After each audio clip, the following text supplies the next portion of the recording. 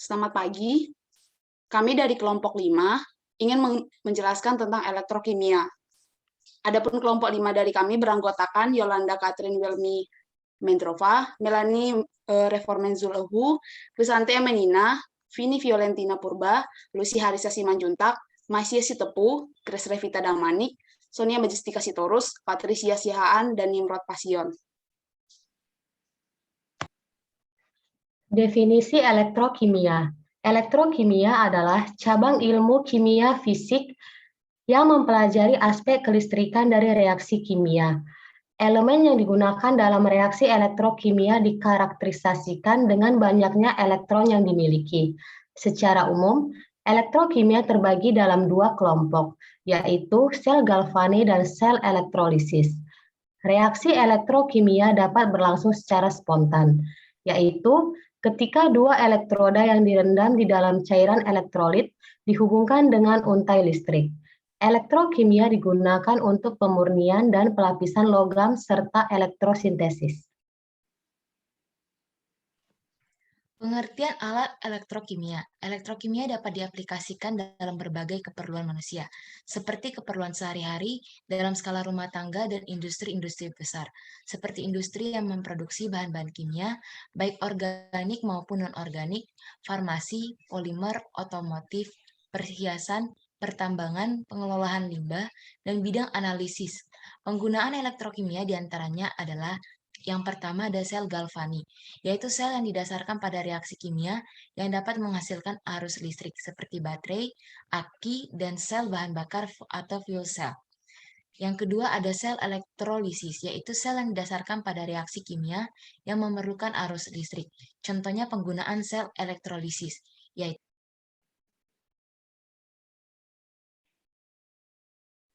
1. Elektrodeposisi adalah pengendapan logam di permukaan elektroda. Teknik ini digunakan untuk pembuatan bahan nanoteknologi, elektroplating, pencegah korosi, perhiasan, dan aksesoris mobil. Yang kedua, elektroanalisis adalah aplikasi elektrolisis untuk analisis seperti polarografi, voltametri, potensiometri, linear swave voltametri atau LSF, cyclic voltametri atau CV, differential pulse voltametri atau DPV, normal pulse voltametri atau NPV, differential normal pulse voltametri atau DNPV, square wave voltametri atau SWF, anodic stripping voltametri atau ASV, cathodic stripping voltametri atau CSV, dan voltametri stripping adsorptif atau ADSV. 3. Elektrosintesis adalah sintesis senyawa organik dan anorganik dengan cara elektrolisis. Teknik ini dapat mengatasi beberapa kelemahan sintesis dengan cara biasa. Beberapa senyawa organik dapat disintesis dengan cara elektrosintesis antara lain asam asetat, adiponitril, tetraalkyl plumbum, dan tetrafluorpesilen. Sedangkan sintesis senyawa anorganik antara lain Ti, Al, Na, MnO2, dan Cl2. Yang keempat, elektrodegradasi adalah penguraian limbah organik dan anorganik. Penguraian limbah dengan teknik ini lebih efisien dan hemat energi. Hasil dari penguraian limbah organik adalah air dan gas CO2. Sedangkan limbah anorganik seperti logam-logam akan terendapkan di katoda. Logam yang sudah terendapkan di katoda dapat dipisahkan dengan melarutkan logam tersebut dengan asam kuat, kemudian dipisahkan menjadi logam murni melalui pengendapan. Prinsip kerja alat elektrokimia. Sistem pengukuran dalam analisis elektrokimia didasarkan pada sinyal-sinyal listrik yang timbul sebagai hasil interaksi antara materi dengan listrik baik berupa potensial maupun hantaran listrik. Semakin lama logam atau elektroda dalam suatu larutan sel galvani yang terpisah, maka semakin kuat larut listrik akan terbentuk akibat perpindahan elektron dari satu sel ke sel yang satunya. Alat yang digunakan untuk mempelajari elektrokimia disebut elektrokimia. Sel elektrokimia adalah sel yang terdiri dari elektroda yang tercelup pada larutan elektrolit. Sel elektrokimia terdiri dari sel volta dan sel elektrolisis. Selanjutnya, Yang pertama, sel volta. Sel volta merupakan sel elektrokimia yang menghasilkan energi listrik yang diperoleh dari reaksi kimia yang berlangsung spontan. Prinsip kerja sel volta yaitu jika logam Zn dimasukkan dalam larutan yang mengandung ion Zn2+, dan logam Cu dimasukkan ke dalam larutan Cu2+, maka atom-atom logam Zn akan teroksidasi melepaskan 2 elektron dan larut dalam larutan tersebut. Hal ini karena di larutan tersebut lebih reaktif dibandingkan dengan atom Cu.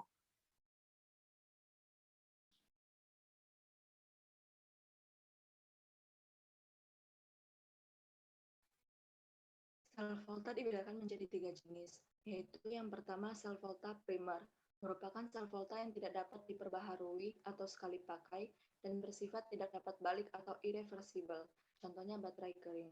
Yang kedua ada sel volta sekunder, yang merupakan sel volta yang dapat diperbaharui atau sekali pakai dan bersifat dapat balik atau reversible ke keadaan semula, contohnya baterai aki. Yang ketiga, sel volta bahan bakar atau fuel cell, adalah sel volta yang tidak dapat diperbaharui tetapi tidak habis. Contohnya sel campuran bahan bakar pesawat luar angkasa. Yang kedua, sel elektrolisis. Sel elektrolisis merupakan sel elektrokimia yang menggunakan sumber energi listrik untuk mengubah reaksi kimia yang terjadi. Pada sel elektrolisis, katoda memiliki muatan negatif, sedangkan anoda memiliki muatan positif, sesuai dengan prinsip kerja arus listrik.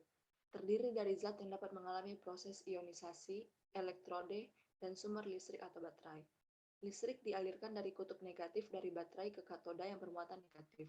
Larutan akan mengalami ionisasi menjadi kation dan anion.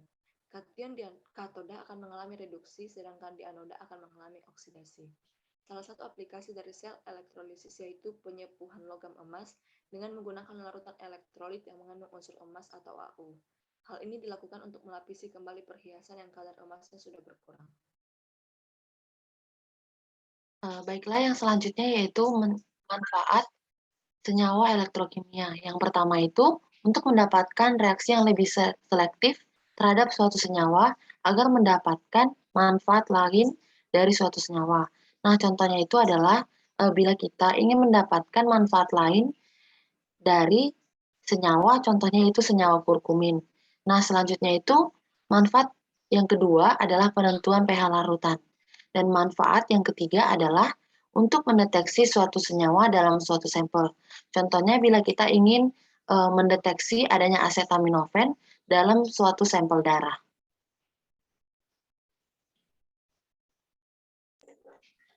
Salah satu pengaplikasian elektrokimia pada bidang farmasi yaitu pada fabrikasi sensor elektrokimia berbasis karbon dan nanopartikel perak (NPAG) untuk mendeteksi acetaminophen.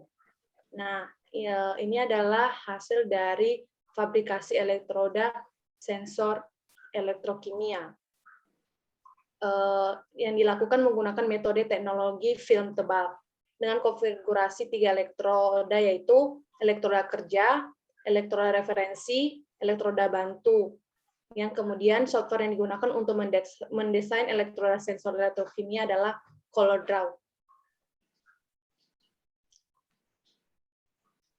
Kemudian dilakukan pengujian kestabilan elektroda referensi AGCL dilakukan dengan tujuan untuk mengetahui tegangan yang dihasilkan oleh elektroda referensi stabil atau tidak.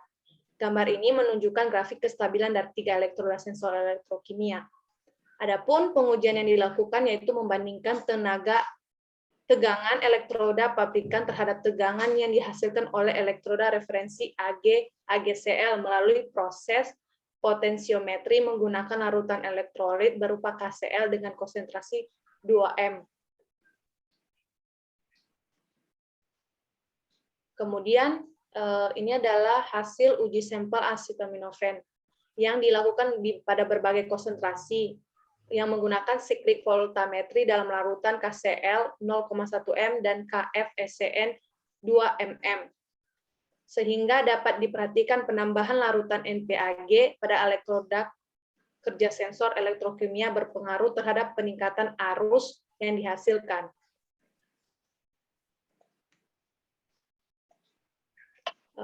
Kemudian pada gambar ini dapat diperhatikan bahwa konsentrasi sampel dan arus yang dihasilkan menunjukkan garis lurus atau linear. Setiap penambahan konsentrasi sampel, maka arus yang dihasilkan meningkat pula. Dari grafik linearitas dapat pula diketahui sensitivitas dari sensor tersebut.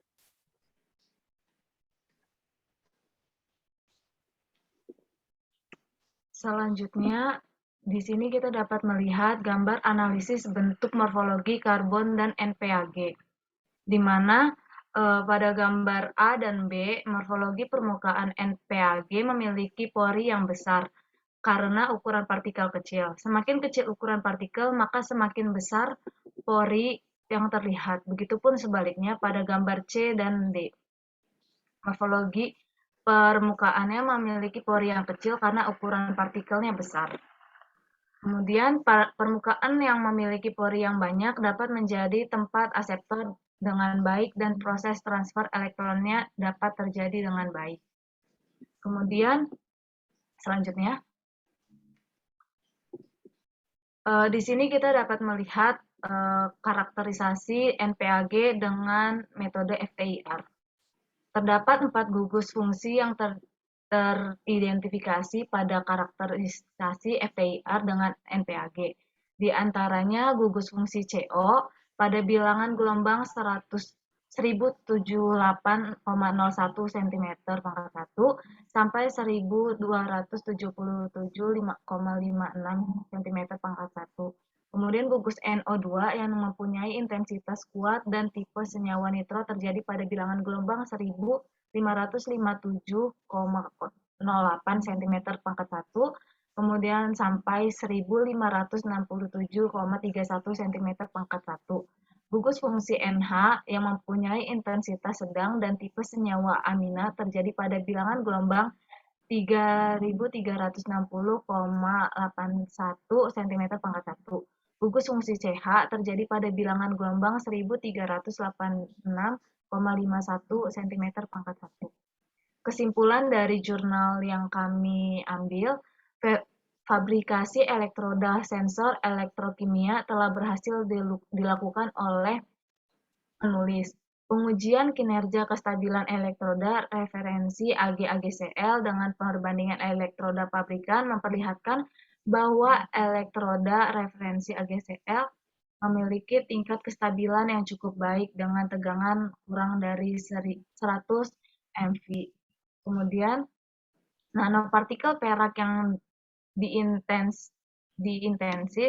disintesis dapat meningkatkan konduktivitas atau laju elektron transfer pada permukaan karbon atau elektroda kerja dengan pengujian siklik voltametri yang ditandai dengan munculnya peak oksidasi acetaminophen dengan rentang tegangan 0,2 sampai 0,4 MV dan arus yang dihasilkan pada setiap penambahan konsentrasi akan meningkat pula, yang artinya penambahan konsentrasi pembanding lurus terhadap arus yang dihasilkan.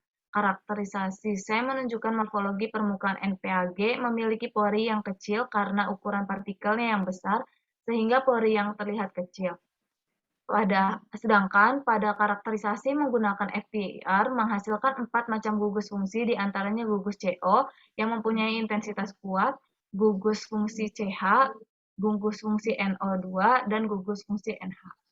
Sekian yang dapat kelompok kami sampaikan, kurang lebihnya kami mohon maaf. Terima kasih.